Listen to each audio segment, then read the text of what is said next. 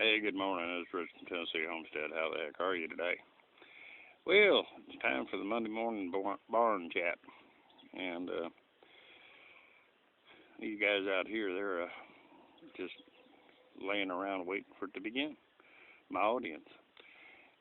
Anyway, uh, and Maud somewhere down there in the bushes, she was nibbling on some blackberry bushes and some trees, and she's moved on down, and she's hard to see in that.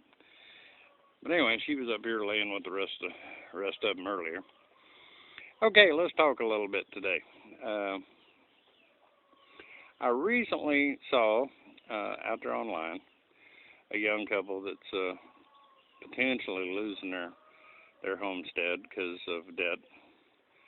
Uh, the husband couldn't work, and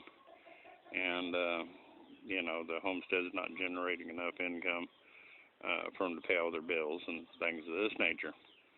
And I kind of went back and looked at some of their previous videos, and some of them I saw was where they had used their credit to buy a lot of things, like a fancy wood stove. I mean, that thing's just beautiful, and I'm sure it would be an asset to anybody's homestead. Problem with it is these folks paid, $4,000 or $5,000 to get this stove and get it installed, and they paid on credit. So I'm sure that bill's still staring them in the face. Don't do it, folks. Listen, if you want to have this kind of lifestyle and be sustainable and be able to live off your land and take care of your family for the most part off of what you generate, you can't have a pile of debt. You look around this place here, and the land, the house, the buildings, the fencing, all the things that are here. We own that. It isn't owned by us and some finance company or us and some bank. We own it. We paid cash for it. We continue to pay cash for any infrastructure improvements. We do not get into debt. Absolutely refuse to do it. This is something that, you need to think about. Debt, there's no other way to describe it. Debt makes you a slave. It makes you a slave to your job. It makes you a slave to a certain location. It enslaves you. Don't do it. And if you're in debt, right now the biggest thing, and you're looking at this for a lifestyle, the smartest thing you can do right now is to sit down, lay out a plan, and get it done. Get rid of it. You don't want to enter into this lifestyle with a pile of debt. You'll find that it's going to be your number one handicap should things go bad. And things do go bad.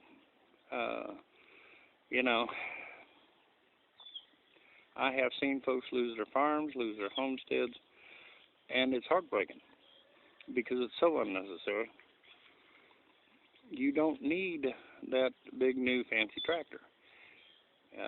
You want to save up some money and see what kind of a tractor you can buy for what you have. Folks are so used to whipping out the plastic, and here we go. And sooner or later, the bills come due. And if you've had a rough year on the farm, or you've had a job loss or an income change, or whatever, it jumps up and bites you. And then all your hard work just disappears right before your eyes. There's no reason for it, folks. You got to get your mind around you do not want to be in debt to nobody for nothing. Okay? I mean, yeah, you're always going to be in debt to Uncle Sam. The government comes around with their hand out once a year for taxes on the place, so forth. And that has to be taken care of. But if you use your head and you're not paying, credit card payments, and you're not making car payments, truck payments, or equipment payments, you're better prepared for something going wrong. I kind of get a kick out of some of these preppers out there.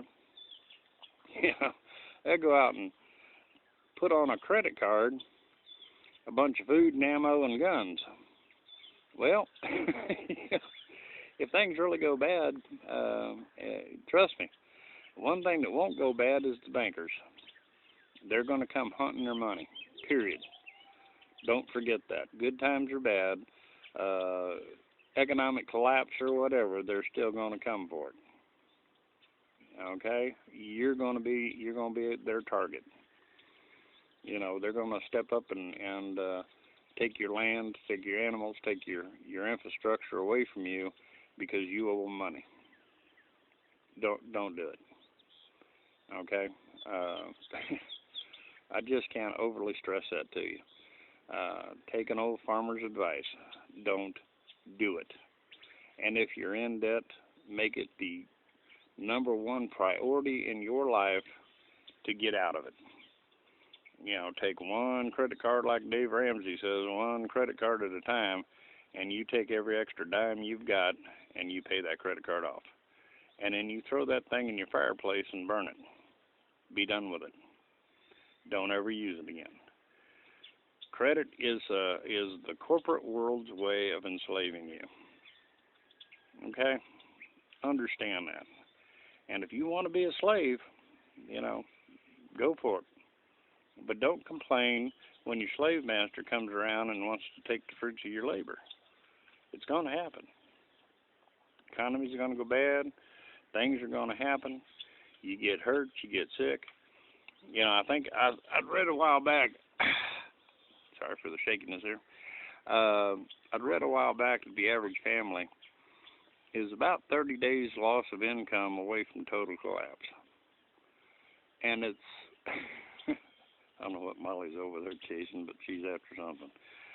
I think it's Maud because she was kind of springing like she wanted to play. But anyway, back to what I was talking about here. The average family is 30 days without an income away from total collapse, losing everything. You know, why do that? You know, why put yourself in that kind of position? You don't want a mortgage, okay? You don't want a mortgage. And if you do have to take out a little bit of a mortgage to buy a place, you're better off doing something like owner financing, where you got a real live person who has skin in the game, you might say, for keeping you there, okay? Because they're the ones that's going to have to go through all the headaches and trouble of reselling that place if they have to take it back. So usually if it's an owner financing kind of thing, they're going to be a little bit more flexible with you and help you through the hard times. Plus you have a human being that you can sit down face to face that actually has some compassion for your situation. So, you know, there's one way to buy yourself a homestead, and you know, if you have to borrow money, I'd borrow it directly from the guy you're buying that from, because he has skin in the game. Okay? But when you see folks going out and, you know, spending $4,000 or $5,000 on a wood stove, and you sit and listen to all the good reasons why they thought that was necessary, it's not necessary. Okay, you can go to an auction, pick up a wood stove for a few $100, and not have to. It ain't gonna be pretty. Okay, it's probably not gonna be very pretty at all, and you're probably gonna have to do some work to it to get it back into shape. But you don't need to spend thousands of dollars so that you have a wood cook stove. And if you're doing that, you're being foolish. Okay, don't do it. And you see it out there. You see people, you know, just spending money like there's just no tomorrow. There's Maud. She finally come up out of the weeds. That girl's looking really, really good. She's doing nice, putting on weight good. She likes her grass. Anyway, just try to use your head for stuff like that. It's just heartbreaking to see these families going under from you know, just having a bad season or losing a job or something like this. prepare for it, folks. It's going to happen. It happens all the time. History is going to repeat itself. Don't be silly, okay? Um, I know I harp on this a lot about debt and watching your pennies. It's just, if you don't do that, you're not going to succeed. It's that simple, okay? Sooner or later, it's going to jump up and whoop you. So please take an old man's advice. I've been around a long time, and I've seen it, and I've seen it happen a lot. And I've also seen the folks that use their head didn't get in debt. You see them in the stores. They're the ones that whip out the wad of money out of their pocket and pay cash for stuff. Okay, because let me tell you something. When you're out buying things and you actually have to peel those dollars off of your wallet that you've worked very hard to acquire, you think a little bit more. Do I really have to have this right now? Do I really need this? Okay, and sometimes the answer is no, and you walk away. So, use your head. If you got plastic in your pocket, get rid of it. Seriously, just get rid of it. If you have debt, get rid of it. Uh, you know, I just, like I said, it's just heartbreaking to watch these families and put in a bunch of hard work and then end up losing it because their situation changed. What you can afford today, you may not be able to afford tomorrow. And if you push that paying for that off into tomorrow, you're going to have problems. Okay? So, let me get away from all that and talk about some better things. One, that little black calf you see out there, he's growing like a weed. Very muscular calf. This boy is a good-looking bull. Gonna make a good-looking bull. If he grows up and is nice and fertile, he's going to be a real asset to the place. But talking about cows, we're getting ready to bring our other ones back over from the other pasture, but we haven't got a lot left. We've only got probably about 10 of them, because when the market went so high, and man did it go high, there for a while. Here again, there for a while. We took advantage of that. We sold off. Right now, I think I could probably go out and go to auction and replace the whole herd I sold, and still had double my money because prices have fallen off that far. But instead, that money's been put back for rainy days, and rainy days do come. Look at them skies, that'll tell you. Anyway, that money was put back, and we're holding on to it. We're using it for infrastructure things. We use it for necessities that we have to have. And out of the cows that we kept, we will rebuild a herd. Okay? And, here comes the funny part. If you look at the market cycles, about the time we get the herd rebuilt and we have a lot more calves on the ground, that market's probably going back up again. And you take advantage of it. Okay? You're, as a farmer or a homesteader, and you're trying to sell product, okay, it's a commodities game. And you better become as sharp as the average commodities broker. Know that there's cycles. Ever wonder why at harvest time you see corn prices bottom out? Because they got you over a barrel. They know you got to get your expenses back, and they're going to take advantage of that. Then going on into the year, you watch those prices creep back up again. Well, if you were smart, you held that your commodity off the market when the market's being flooded. It's supply and demand. Okay, now you come this fall, everybody and their uncle is going to be trying to recover the cost of their calves. And calves are going to hit the market and the prices go down. It's the nature of the beast. You wait till late into winter, markets change. Prices go up a little bit. We're already starting to see that going in the summer. So, keep these things in mind. Play your market smart. Know your markets. So many people that you run into don't even know what the market does until they go down and try to sell something. So, use your heads, folks. You can make a living out here. Let's talk gardening for a minute. Lord have mercy, I see more people out here buying, taking their ground that they have, and some folks are working with some small areas, and they're planting herbs. Uh, really? You use that many herbs? You'd be better off worrying about the basics, make sure you got green beans and peas and things of the corn, things of this nature that you eat on a regular basis. That's how you should plan out your gardening. What are we going to eat? Uh, you know, and plan your garden accordingly. Uh, if you're not taking care of that end of it, there's no point in planting a bunch of herbs, because you ain't got nothing. If things go bad, you don't have nothing to season anyway.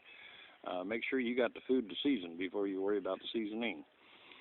Uh, some of this stuff is just basics, but you see people making that mistake.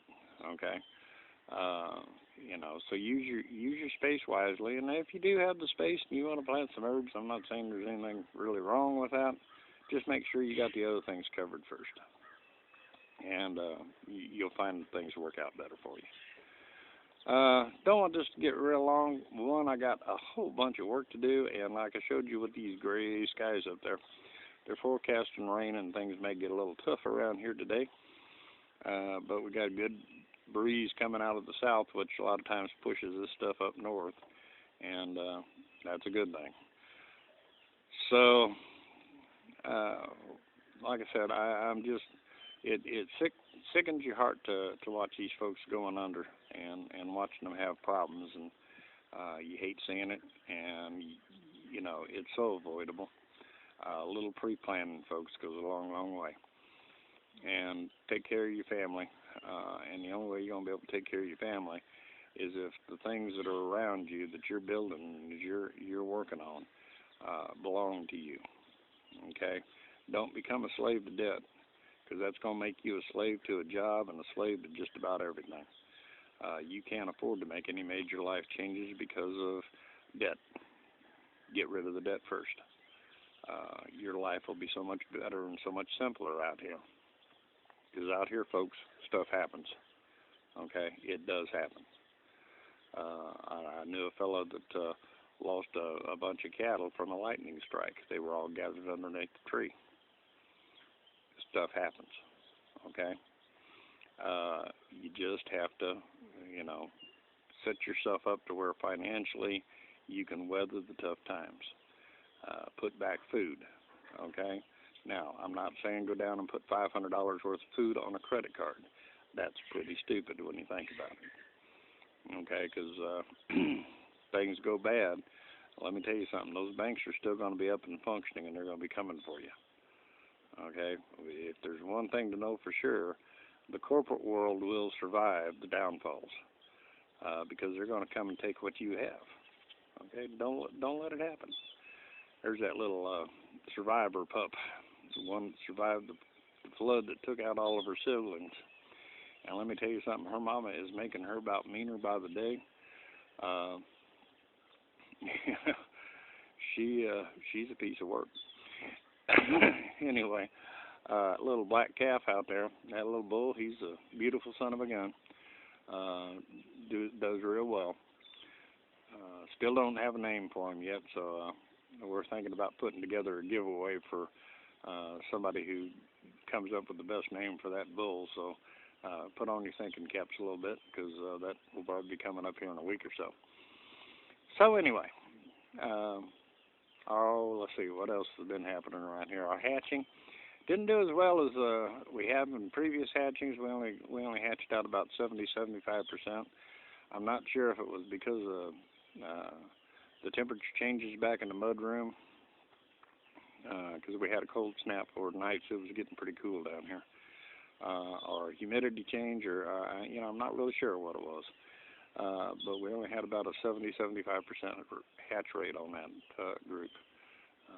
But, you know, that's still respectable. Okay, it's not a bad hatching by any stretch, but you know, you get kind of spoiled when you're running 80 and 85% on your hatchings, and suddenly you lose about 10%. It's kind of disheartening. But it's kind of some of the things that happen. And man, we're starting to actually. I'm feeling a little warmth from the sunshine starting to peek out here. I'm getting excited. Alrighty, anyway, folks, that's pretty much it. We're going to be putting up some videos here probably next week of the coops we've been building. Oh, no, I just lost my excitement as I'm getting rained upon here. We're going to be putting up some videos of the coops we've been building and the breeding pens and things of that nature. And hopefully you can take a little away from that. But if you take anything away from this little chat today, get out of debt. There's no excuse for debt. It's just going to eat you alive. So make that the motivating factor of your life is get rid of it. And I'm going to have to get back inside here somewhere because, man, it's really starting to rain. Y'all have a great day, and I hope this finds you doing real well. This is Rich from Tennessee Homestead. Have a good one.